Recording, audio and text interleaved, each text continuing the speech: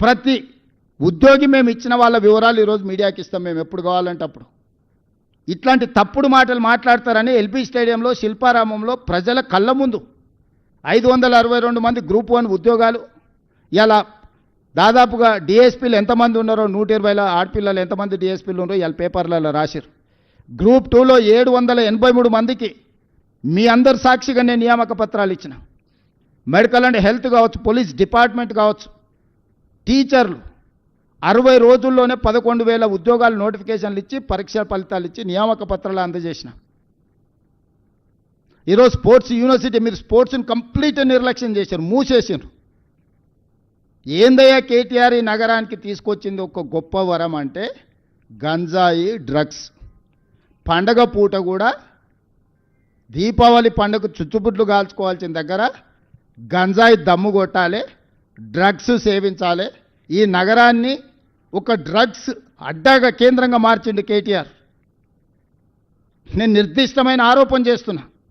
నువ్వు కలిసి తిరిగిన కేదార్ దుబాయ్లో డ్రగ్స్ మోతాదు మించి చచ్చిపోయినట్టు రిపోర్ట్లు రాలేదా? నీకు అత్యంత సన్నిహితుడు కదా, నీ వ్యాపార పార్ట్నర్ కదా.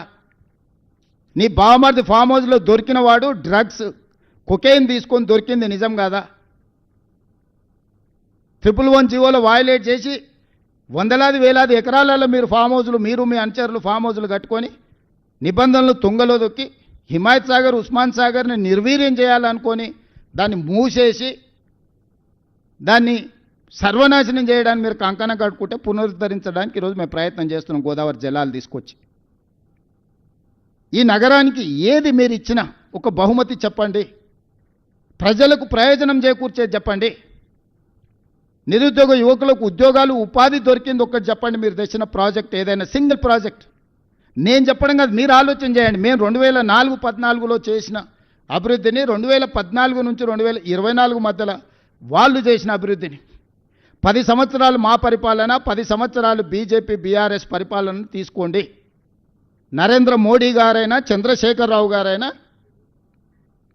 గత 10 సంవత్సరాలుగా వాళ్ళు చేసిన ప్రణాళికలు ఏంటివి, తెచ్చిందేందో ఎక్కడ నిలబడి చర్చ చేద్దామన్నా నేను సిద్ధం. కేటీఆర్ను కిషన్ రెడ్డిని ఇద్దరిని కలిసినామని అడుగుతున్న బ్యాడ్ బ్రదర్స్ని ఇద్దరిని.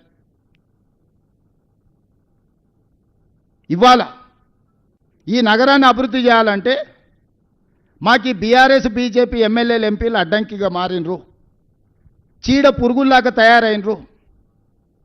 కంటోన్మెంట్లో కాంగ్రెస్ గెలిస్తే 5,000 కోట్ల రూపాయలతోనే అభివృద్ధి పనులు మొదలుపెట్టినాం. ఇవాళ జూబ్లీ హిల్స్లో గెలిస్తే ఇక్కడ నగరంలో అభివృద్ధి చేయడానికి నాకు సహకారం అందుతుంది. ఇవాళ అందుకే జూబ్లీ హిల్స్ కాంగ్రెస్ గెలవాల్సిన అవసరం ఉంది. నగరాన్ని అభివృద్ధి చేయాలంటే ప్రజాప్రతినిధుల సహకారం అవసరం. ఈరోజు ఓల్డ్ సిటీలో ఎంఐఎం నాకు సహకరించినందుకు 20 ఏళ్ళ నుంచి ఆగిపోయిన గౌలిగూడ నుంచి చంద్రాయన్గుట్ట ఓల్డ్ సిటీ మెట్రో రైలు ఈరోజు పనులు వేగంగా జరుగుతున్నాయి. అండర్ గ్రౌండ్ డ్రైనేజ్ పనులు జరుగుతున్నాయి. మిరాలం ట్యాంకులో ఎలివే రోడ్డు బ్రిడ్జ్, కేబుల్ బ్రిడ్జ్ ఈరోజు 500 కోట్లతో పనులు ప్రారంభమైనాయి.